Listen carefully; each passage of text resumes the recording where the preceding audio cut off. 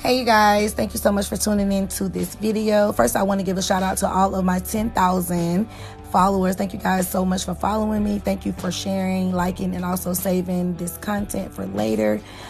This video was highly recommended by you guys. A lot of my followers was inboxing me, asking me, can I do a demonstration on how I sleek my side swoops back into the stitch braid. So basically what we do is, what I do is like I lay the hair down using either Got2b gel or I use the Got2b glue.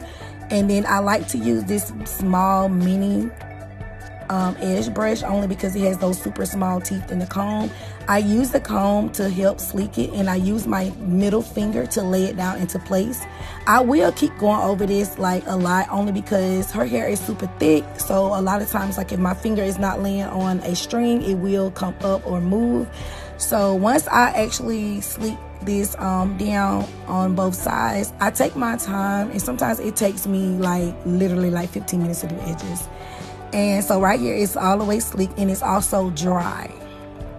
I waited till it dry a little bit, and then I come back to it to crochet it in.